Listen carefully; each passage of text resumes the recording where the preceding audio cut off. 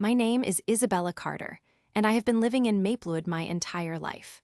The quaint, tree-lined streets and well-tended lawns wrapped around me like a comforting quilt, familiar and inviting. But in that moment, as I walked home from my father's funeral, each step was a heavy reminder of what I had lost. At 28, I was already feeling the weight of the world. But I never expected that the most profound sense of loss would come not from my father's passing, but from the unsettling recognition of my own place within my family. A place that was now clearer and more painful than ever. In the days that followed my father's death, we buried him under gray clouds that threatened rain, mourned him in silence, and whispered his name in prayer. Yet I lingered in the shadows as James, my brother, absorbed every ounce of our parents' affection. James was the perfect son, the golden child whose every triumph was celebrated, while my own accomplishments faded into the background, unnoticed, unremarkable. Their praise for him echoed in my mind like a taunt, a constant reminder of my own mediocrity. Even as I stood by the casket, eyes blurry from tears, I couldn't shake the ridiculous hope that losing Dad would finally crack the shell of indifference that encapsulated my existence. I thought my parents would recognize my worth, see past the years of being invisible, and realize that I needed them just as much as James did. But reality draped itself over my shoulders like a heavy cloak, and the funeral marked the ending of my fanciful hopes. A week later, my mother gathered James and me in the living room, her eyes bloodshot yet glimmering with determination. The atmosphere crackled with tension. It was palpable. She began laying out the details of Dad's estate with a clipped, practiced edge to her voice, her grief lurking beneath the surface like a riptide ready to sweep us away. Our family home, a quaint, aging house with peeling paint and creaky floorboards, would be mine, a state of affairs that felt like a consolation prize. But then came the news that pierced through my heart, the part I had dreaded the most. "Isabella," she started, her tone steady. "James will receive all of the investments, $500,000 to support his family." A cold knot formed in my stomach, tightening painfully as if I were being strangled by the very air around me. My body felt numb. "What about me?" I wanted to scream, to shake her and make her understand how unfair this was, how I was always living in James's shadow. My voice, however, came out as a whisper, crushed beneath the weight of disappointment. "Is that really fair?" "It is only fair, Isabella," she responded, her tone sharp as shattered glass. "He has a family to take care of." Fair? The word echoed in my mind, an empty promise. Fair was a flying bird you could only dream of catching. What about my dreams? What about my own future? Swallowing hard, I managed to nod, even as my insides roiled with resentment. I could feel anger bubbling up, clawing from my gut like a trapped animal, desperate for release. "Right," I replied, my voice tight, barely disguising my vulnerability. "And the house is valued at $250,000, she added dismissively, tossing out the information like a baton in a race. I could sense the subtle pride in her voice, as if handing down the house was a great favor. But to me, it felt like a prison sentence. I thought of storing all my dreams within those four walls, of making a life there, but reality crashed over me like a tidal wave. I wasn't just getting the house. I was getting the burden, the memories of a family that had already chosen sides. The silence that enveloped us afterward was suffocating. I watched James's eager attitude. He was practically glowing with anticipation, excitement coursing through him as if the entire estate was a golden ticket to a game he was destined to win. "I can't wait to renovate, Isabella," he exclaimed, eyes alight as if he were about to embark on an adventure. But all I felt was the heat rising in my cheeks, my heart pounding against my ribs like a caged bird searching for a way out. "Yes, it will be amazing," I murmured, the words tasting like ash in my mouth. The irony stung, the home I had imagined as my sanctuary, now in the hands of my brother's aspirations. "Just don't forget to include a guest room. I'll be visiting often," I forced a smile, but inside my heart was crashing relentlessly against the rock of betrayal. "Of course," he said with a grin, not even sensing the sarcasm lacing my voice. "You'll love the changes, I promise." Changes. The house would transform from a place of memories into a bustling center of James's new life, and I felt like a mere spectator, pushed further and further away. I pictured him tearing down walls, ripping out the very essence of what had once been my home, the home I clung onto as the last thread connecting me to my father. The weight of resignation settled deeper onto my shoulders. Days crept by, and each time I stepped foot into that house, I felt it morphing into something different, something alien. I could hear the sound of drills piercing the air, the scent of fresh paint mingling with the whispers of the past. Each wall that was stripped down felt like an echo of my dreams being stripped away alongside it. "What color are you going with?" I asked one afternoon, my voice dull. "White," James said cheerfully, oblivious to the haze of pain fogging my thoughts. "Mom said it brings in light. It'll make the space feel so much bigger." Bigger, I thought bitterly. Bigger for whom?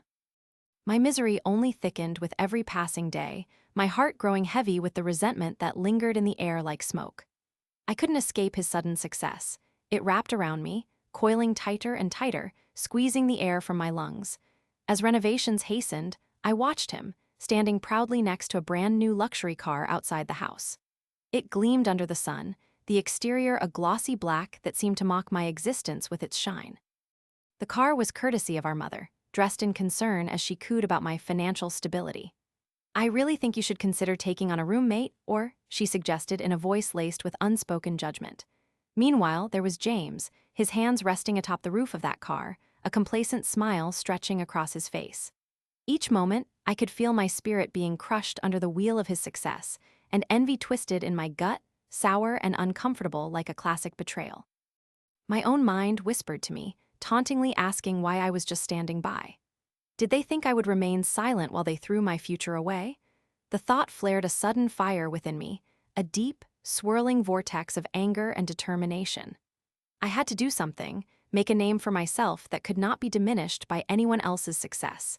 Even as I shared the room with them at family dinners, I felt more alone than ever. As we sat at the table, my mother shared stories of their latest renovations, the laughter ringing like liquid gold. "You won't believe how bright the kitchen looks now, Isabella," she exclaimed, her face glowing with pride. "Yes, Mom, it sounds great," I replied, choking on my sincerity. "Perhaps you should come over more often and see the changes," James suggested, the undertone of his words betraying his obscured competitiveness. "It'll be nice for you to see the house in the state it was meant to be." I bit my tongue to hold back what I really wanted to say, a response that trembled at the tip of my lips like an unexpressed curse. Instead, I nodded and managed a smile that felt foreign. "Sure, I'd love that." In those moments, a plan began forming in my mind, a dark whisper that promised revenge for the years of being overlooked and undervalued. James lounged in that car, my mother treating him like the heart of our family, and me, a distant cousin in a gathering meant to celebrate him. Those bright spaces they were excited about were becoming a mausoleum for my own unfulfilled self. I couldn't let this win slide, couldn't allow them to continue dismissing my worth. It would be time for my own chance, a way to rise from the ashes and take back what was rightfully mine. I could no longer stand by and let them strip away my self-worth.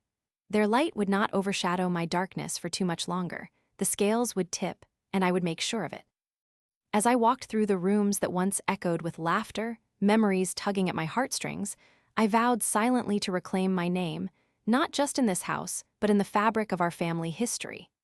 The die was cast, and the sweet taste of revenge danced at the edges of my mind, both thrilling and terrifying. I felt as if I stood on the cusp of a storm, knowing that soon, everything would change. I stood at the front of the room.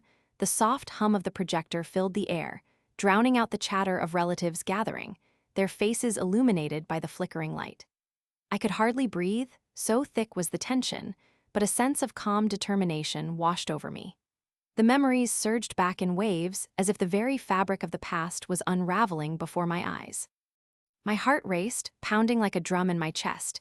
It felt both exhilarating and terrifying. There he was, the boy who used to tower over me, the self-proclaimed king of the family, who had belittled me and everyone else for so long. The older brother who had made me feel invisible in my own home. Those long, lonely years of resentment and bitterness bubbled up inside me, ready to burst free. As I adjusted the projector, glancing at the screen where a moment of laughter played out, a younger me, wide-eyed with innocence, my hand clasped in my brother's as we fidgeted in front of the Christmas tree, I felt their eyes on me, some confused, others expectant. A shiver ran down my spine when I felt his gaze, sharp and critical, piercing through the facade of joy. "Come on, Isabella, this better not be another one of your artsy projects," he remarked, with a hint of impatience edging his voice.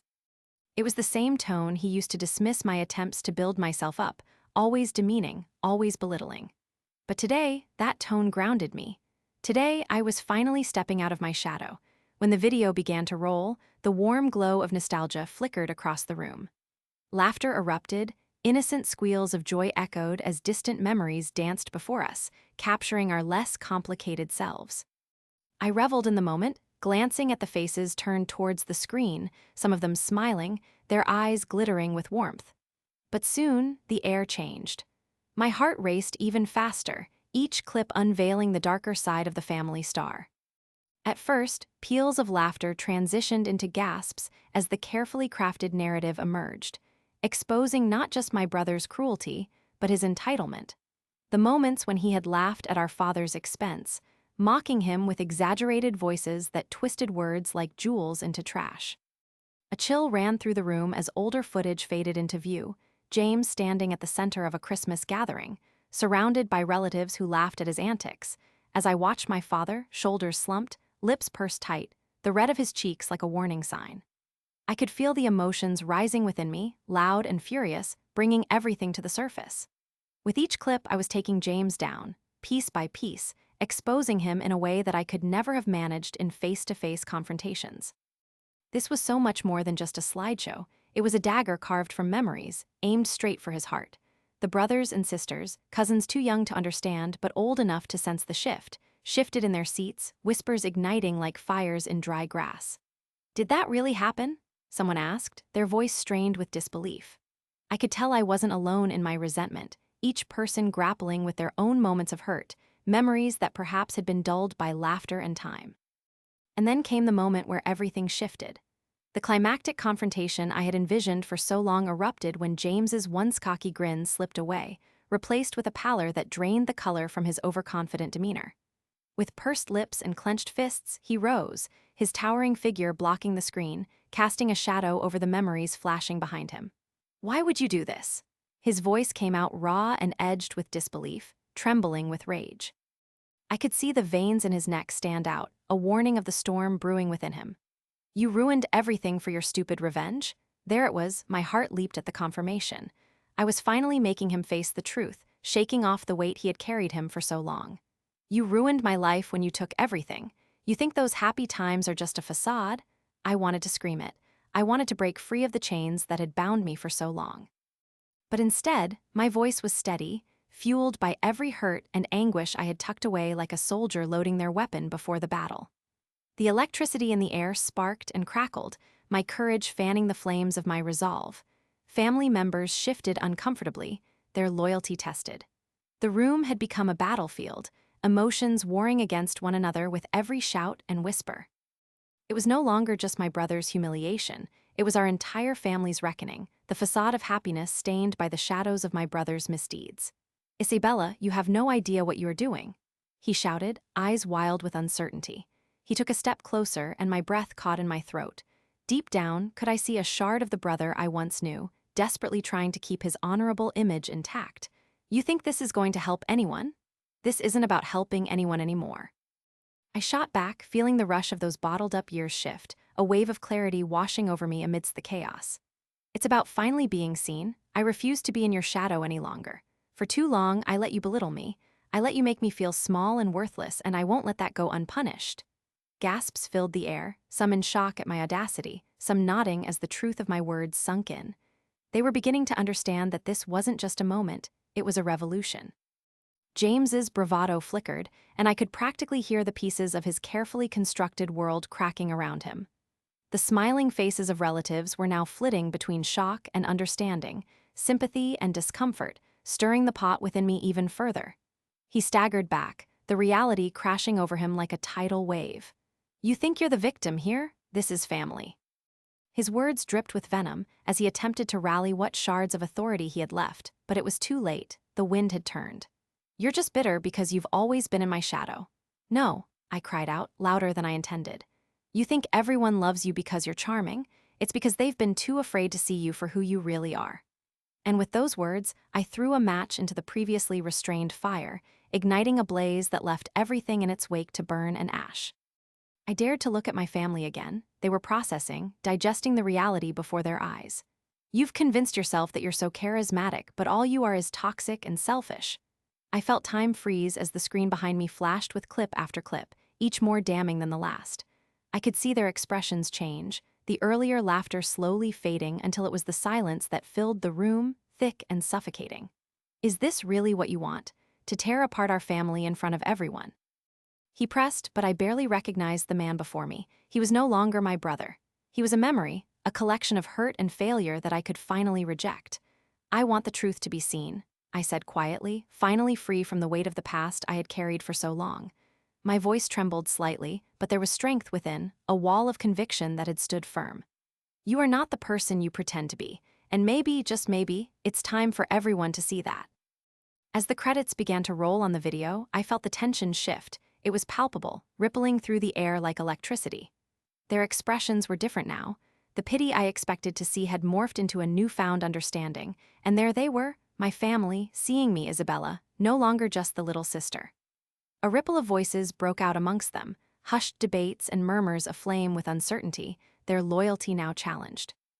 Damning silence filled the room, tangled with whispers and sidelong glances. I stood there, heart pounding as the realization settled deep within me. I had thrown the spotlight onto the darkest corners of our family, and in the process I had freed myself. I was no longer trapped in his shadow, I was walking in my own light. He yelled out in denial, but it no longer felt real, as if the very thing he relied on was fading away.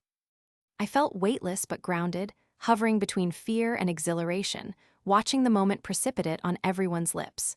The projector flickered, one final frame stayed lit, a frozen image of both of us in happier times, and I thought, may this be the last time I am defined by him. And with that, something shifted in the very core of our family, igniting a conversation that had been far too long in the making. I had made my stand, and while the battle still lay ahead, I felt ready to face the consequences. The room was no longer a stage. It was a battleground for forgiveness, recognition, and perhaps a new beginning. The fallout was immediate and brutal. My mother hurriedly tried to soothe the situation, but her efforts felt futile with the damage I had done. Isabella, please, she pleaded, her voice shaky with emotional strain. This isn't the way, we have to move past this. The desperation in her eyes almost broke me, but there was a spark inside that refused to be dimmed.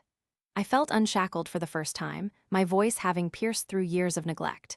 Knowing that I had disrupted James's carefully crafted image thrilled me and filled me with a joy I didn't think possible. Mom, we can't just ignore what he's done. He can't keep pretending everything is fine. I shot back, the heat of passion propelling my words, each one tasting like victory. As I stood there, wild emotions swirling like a tempest, I could feel the shift in the atmosphere, like thunder rumbling before a storm. You don't understand, Isabella. You've put us all in danger. My mother's voice trembled as she continued, pleading for reason instead of rebellion. But for the first time, I really thought about what had been taken from me over the years. Danger? You mean we were in danger from living under his shadow? He never cared about us, only his precious reputation. The revelation was intoxicating, and for once, I was not just James's little sister. I was Isabella, and that meant standing up for myself. The following weeks became a kaleidoscope of emotions and unexpected developments. Whispers began to settle amongst the family like dust on old furniture, reminders of all we had allowed ourselves to forget. Conversations shifted like sand in a desert wind, swirling with uncertainty and disbelief. I overheard relatives sharing stories about James's arrogance mixed with the slightest hint of regret at the years they had brushed aside. The cracks in his carefully assembled facade began to widen, and knowing that I played a part in that felt exhilarating. Do you hear what they are saying about him? I asked my mother one evening, a sly grin playing at the corners of my mouth. She looked at me, her brow furrowing slightly. It's not right to take pleasure in someone's downfall, Isabella. There was an edge to her voice, as if she were still afraid of what might happen next, though I wasn't entirely sure if it was about James or the way I had acted. I could understand why she felt that way, but the truth was hard to suppress. Every mocking glance aimed at my brother felt like an endorsement for what I did. The joy I had breathed seemed to coat my heart in gold, a familiar warmth igniting my soul. As the weeks rolled on, James slowly vanished from family gatherings. His money and ego packed up and left as if he were never a part of our lives. I watched as he receded like a tide, and it left me feeling lighter, free from his cruel shadow. My family began treating me differently, their glances filled with newfound respect, as if I had graduated from an unrecognized existence to someone worthy of attention. My mother began to speak to me more openly, revealing the mistakes she had made over the years. One evening, as we sat on the porch watching the sun dip below the horizon, she sighed deeply. I always thought that if I supported James, I was set on doing what was best for our family. I see now how wrong I was. My chest tightened, and I turned to look at her, wanting to hold on to this moment. Mom, I forgive you. I just wish you could have seen me.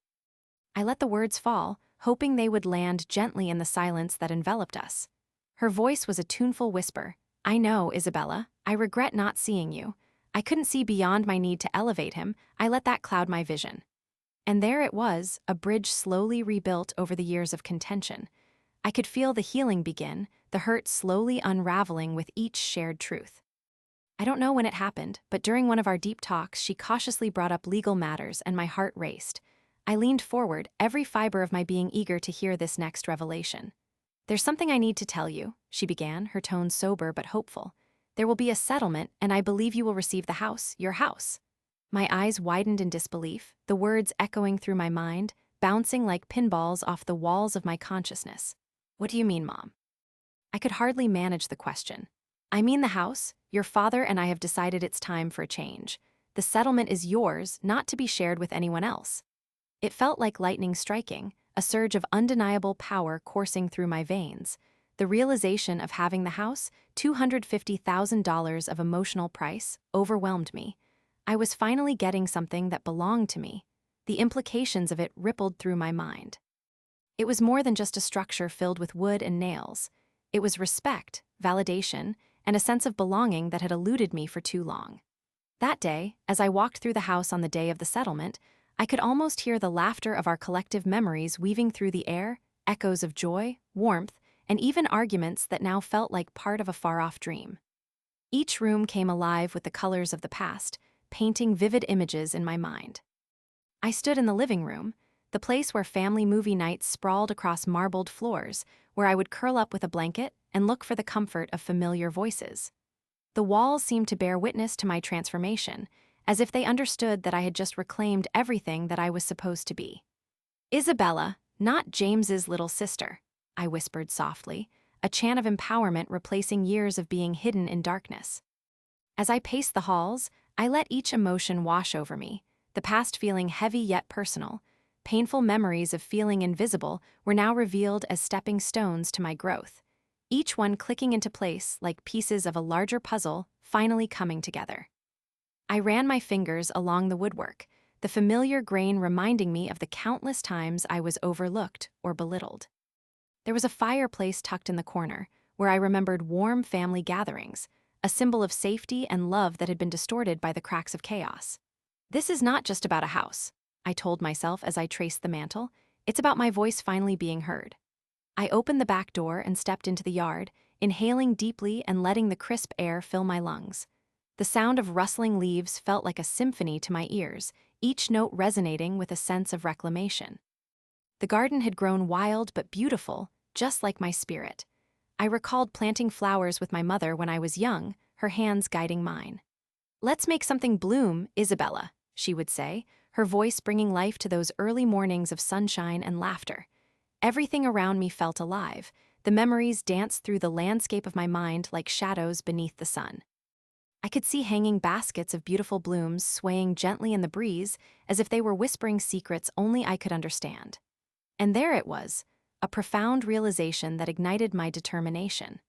I had reshaped a narrative that had been controlled by someone else for far too long. Looking around, I understood that now, I would be the gardener of my journey, nurturing every aspect of my life with intention, pulling out weeds of doubt and replacing them with flowers of hope. With each step, I felt lighter, invigorated, and brimming with purpose. I stepped back into the house, the scent of cedar still lingering in the air, weaving a spell around me, comforting yet invigorating. "This is mine," I chanted softly, savoring the feeling. "I am not merely a reflection of someone else, I am Isabella."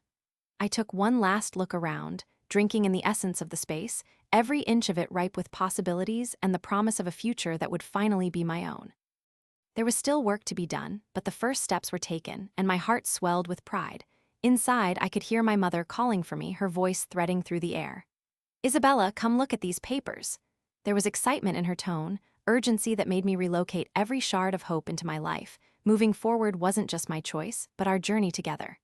I walked into the kitchen, ready to embrace each moment with open arms, the lingering taste of liberation still fresh on my tongue. The air was thick with transformation, and I was ready to claim my place, ready to finally reshape the future that beckoned me as the vibrant colors of the autumn leaves painted my neighborhood in a palette of fiery reds and golden yellows. I stood at the kitchen counter, my fingers dancing over the edges of a paper napkin as I planned the family gathering. I could feel a gentle breeze moving through the open window, mingling with the scents of cinnamon and baked apples wafting from the oven. I had spent hours preparing, carefully arranging a dozen plates of homemade snacks and desserts that danced on the verge of indulgence. It struck me then how different this experience was from years past, when gatherings felt more like obligations than opportunities for connection. The shadows of resentment began to lift, replaced by an invigorating sense of liberation. Isabella. My mother's voice, soft and warm, broke through my thoughts as she stepped into the room, her presence filling the space with familiarity. The way the sunlight caught her hair made her look almost ethereal, like the embodiment of the season itself. "Mom, you made it." I turned, my heart swelling with affection as I noticed the slight tremor in her hands as she helped herself to one of the homemade pumpkin muffins, the crumbs falling onto the counter. Of course, I wouldn't miss it for the world. "Everything smells divine," she said, her eyes lighting up with genuine delight as she took a bite. "You've really outdone yourself this time. I swear this muffin could make someone fall in love." I chuckled, the sound reverberating through the air like music. "Or at least spark some fond memories, right?" I moved to sit across from her at the tiny kitchen table, which had transformed over the past few months from a neglected corner to a welcoming hub. "Speaking of memories, do you remember that time James tried to bake cookies for the first time? He ended up using salt instead of sugar. What a disaster." At the mention of his name, a fleeting shadow crossed my mother's face. The air thickened with a blend of nostalgia and contemplation, and I felt an urge to capture this moment, to thread my feelings into the fabric of our conversation. "Yeah, I was definitely the backup taste tester for that one," I said, my voice light, yet a weight hung heavily between us. "I just wish I had paid more attention to you back then," she said, her tone dropping. "You always shied away from the spotlight, and I regret not asking you to share more of your thoughts. I was so caught up in everything." "Mom, it's okay. It was a tough time for you too." I reached out to grasp her hand, feeling the warmth of her skin against mine. "Besides, it's all in the past now." "I hope so," she breathed. "I've spoken to a few family members and they really seem to be coming around. It's like they've suddenly realized what they've done." That acknowledgement sent a ripple of satisfaction through my chest. "You told them about the favoritism?" I asked, curiosity tinging my words. Her eyes softened and she nodded, her voice growing earnest. "Yes, and it felt good to finally speak up. I never realized how much it affected you until you began to reclaim your voice. You've changed so much, Isabella. It's inspiring." "Mom, I never wanted to be a shadow. I am my own person." My heart fluttered, realization blooming within me. I had finally rediscovered my strength, my voice. As afternoon light spilled through the window, weaving patterns on the worn wooden table, I looked around the room. This house felt different, transformed. It was a sanctuary, each corner holding memories yet to be made. "We should decorate a bit more together, add some life to this place," I suggested, my eyes sparkling with youthful enthusiasm. "It could really use a woman's touch." "Oh, you have no idea how long I have waited for you to say that." My mother's smile lit up her face, rejuvenating the very air we breathed. "How about we get some flowers from the farmer's market? I know just the stand with the best sunflowers." "Let's do it." I stood, the kitchen momentarily forgotten as we planned our little outing. In that moment, I realized that we were not merely repairing our relationship, we were creating a brand new one. A vision of unity sparked within me as we grabbed our jackets and headed out into the autumn air, laughter spilling between us like cascading leaves. The farmer's market was alive with chatter and the rich colors of fresh produce. Each stall was its own story, every scent a memory waiting to happen. "Look at those vibrant sunflowers, Mom," I exclaimed, pointing towards a vendor with a cheerful display. "They remind me of summer days spent in the backyard." "Oh, they are perfect," she agreed, her voice bubbling with excitement. "Do you remember how you used to fill the garden with all those wildflowers?" "Easier to keep than care for this house," I countered, a playful bite to my tone. But as I gazed around, I began to understand where all those feelings of anguish had stemmed from, the absence of nurturing, of connection. My heart swelled with hope for what we could continue to build together. As we made our way back home, our arms laden with flowers and fresh produce, I noticed a familiar figure standing across the street. I slowed, my heart sinking as I recognized James, his gaze focused straight ahead, yet somehow I felt the weight of his scrutiny. Isabella. Is everything okay? My mother's voice broke through my trance, marking my heart's quickened rhythm. I swallowed, shaking my head slightly. It's James. I felt an unfamiliar knot weave itself into my stomach, pulling me back to the past, reminding me of the dichotomy of our lives. What do you want to do? She asked, concern etched on her face. I pushed myself to take a deep breath, steadying my resolve. Nothing. I'm done letting him affect how I feel. As we entered the house, I could feel James's gaze lingering, a ghost of the past sourcing my stress, but somehow it did not puncture the warmth that filled the room. Let's finish decorating, I declared, casting a final glance out the window. And when we are done, we can invite more people over. My voice rang with determination and clarity. We set to work, transforming the space, adding splashes of color and joy. My mother's laughter chimed like a bell as we arranged sunflowers into a vase, their vibrant yellow struggling against the autumn gloom outside. The air stilled in our little home, swirling with possibility. Here, I whispered, placing the last flower into the vase. What do you think? Are we officially ready to create new memories? It's perfect, she breathed, her eyes shining with emotion. You're going to do great things, Isabella. I just know it. As we stepped back, admiring our handiwork, I could hardly contain the joy that coursed through me. It had been so long since I felt empowered, yet here I was, standing in my kitchen with my mother, eagerly crafting our future, a future where James's shadows no longer loomed over us. Mom, I realize now that it isn't about breaking free from James. It is about overcoming what he represents. The favoritism, the hurt, I can gather those pieces, transform them into something else. Real family doesn't see hierarchies, they see people, I spoke, my heart molded by understanding. Exactly, she said, a proud smile chasing away any sadness. And remember, it's never too late to forge genuine connections. Family isn't about favoritism. At that moment, I felt nothing but hope.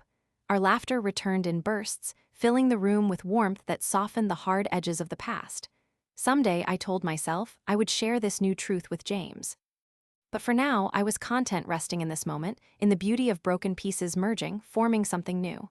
Let's finish preparing for tomorrow, I said, a giddy excitement bubbling up. I grabbed my mother's hand and squeezed it. We're going to create new traditions. I want everyone to taste the muffins you made. I need them to feel all this love. Yes, she exclaimed, her spirits buoyed as we began to gather the remaining items to ready our home. My heart danced a little, knowing that this was just the beginning of a new chapter, forged with strength and resilience. No longer would I be a whisper amidst the applause. I was writing my own story, and I invited my mother to join me. Together, we could finally build anew. As the autumn light streamed through the kitchen window, I sat across from my mother, the aroma of freshly brewed tea enveloping us like a warm embrace. The delicate porcelain cups gleamed in the sun, and I carefully cradled mine, its warmth calming my racing heart. It was a day like any other, yet there was an unmistakable shift in the air, an electric tension that spoke of untold stories and uncharted paths we could finally explore together. I was thinking about reaching out to James, my mother began, her voice barely above a whisper, as if the words themselves were fragile and needed careful handling. I want to mend things, Isabella. I feel like. We've lost so much time.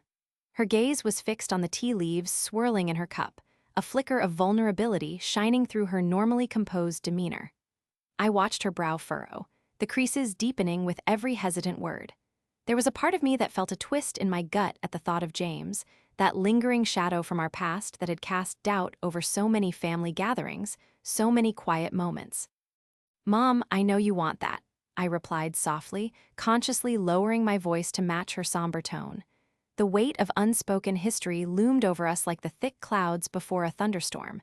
But do you really think he will take responsibility for everything? I believe he can, she replied, a glimmer of hope flickering in her eyes. People can change. They can learn from their mistakes. The way she said it, so earnestly, so desperately, made me want to shield her from the harsh realities that had colored our past. And I hope he can come back to us, back to you. There was a lump in my throat as I replayed the memories of James, his laughter that once brought life into the house but had eventually drained us of our joy through his absence. I nodded, though unsure if my hesitant agreement was truly supportive or if it stemmed from the fear of her disappointment in my own feelings. I took a sip of my tea, letting the warmth seep into my bones as autumn sunlight cast a golden hue around us. The steam curled and danced, filling the space with a lightness that seemed to counterbalance the heaviness in my heart. "Mom," I hesitated, "I want you to be happy, but I don't think he understands what he did. He's never taken accountability for his actions." As I said those words, I felt an unexpected strength rising within me, a reaffirmation of my own journey. The courageous stand I had taken against my brother and the burden of expectations that often felt stifling. "I know," my mother admitted, her brow creasing like the fabric of an old quilt, each wrinkle telling a story of lost potential and reevaluated dreams. "But I have to try. I just feel that if we can mend this rift, it might allow us to be more whole again." "You deserve that, Mom," I said, my heart echoing the truth behind those words, but I couldn't shake off the trepidation nestled deep within me. But what if he comes back and nothing has changed? It was a question laced with concern and a tinge of anger, my voice tinged with the weight of my past. What if he just slips back into his old ways? With a steady gaze, my mother reached across the table, her hands enveloping mine as she squeezed gently. "Sometimes, Isabella, we have to take risks to heal. I cannot ignore the bond we shared, the love that connected us before everything became complicated." I felt the warmth from her hands seep into my skin, soothing yet igniting a fire of conflict within me. "I want to show James that people can change, that he can change, but that requires all of us to be vulnerable." That word, vulnerability, hung suspended between us like a fragile crystal, glimmering but threatening to shatter with the slightest disturbance. I let out a shaky breath, my thoughts swirling like the falling leaves outside. It's just hard to accept, seeing the past and all the hurt we've been through. I thought once I took a stand, it would change everything. My mother tilted her head, her expression softening. "You did take a stand, honey. You gave this family a chance to reflect on our flaws and make a choice to communicate openly." With her earnest gaze resting on me, I felt empowered anew. "I think you have done a much better job than I ever did at confronting the truth." As her words washed over me, I realized I was no longer shackled by the need for James's approval. I had become a part of the healing process for myself and my mother. "You helped me see things differently," I admitted, the corners of my mouth lifting in a small smile. "See, you are already mending this family," she replied cheerfully, her eyes sparkling with pride. "Just by being who you are now. We are the architects of our future." A brief silence settled between us, where the only sound was the gentle rustle of wind blowing through the trees outside, dancing with the vibrant hues of orange and red leaves. The beauty of the scene filled me with a sense of inner peace, while the cacophony of emotions in my heart tugged in every direction. "I genuinely hope James realizes that," I finally said, the conviction in my voice stronger than before. "Because if he comes back, it's important that he understands what really mattered. Accountability, Mom. It's the first step to healing." "I agree completely," she affirmed, her voice steady. The sunlight spilled through the window, illuminating our conversation with a promise of clarity. "Perhaps we all need to hold each other accountable, including him. If I reach out, I want to make sure he knows he cannot just waltz back into our lives without acknowledging the hurt he has caused." As she spoke, I found myself lost in thought, considering the tangled web of family ties that had been frayed but were now beginning to weave together again. My heart raced with possibilities, threads of connection inviting me to engage. "Stepping forward like this is brave," I encouraged her, feeling a swell of admiration for her willingness to embrace the uncertainty. "Just remember to keep yourself protected, okay? No one should feel like they have to tolerate hurtful behavior." Her expression softened, a hint of vulnerability returning as she nodded knowingly. "I appreciate that, sweetheart, I genuinely do." I felt a rush of warmth surge through me. I had given her strength while also finding my own in the reflection of her resilience. Just then, the enhancing sounds of a kettle boiling from across the room broke the moment, pulling me back into the present. I got up to turn it off before I poured a fresh round of tea.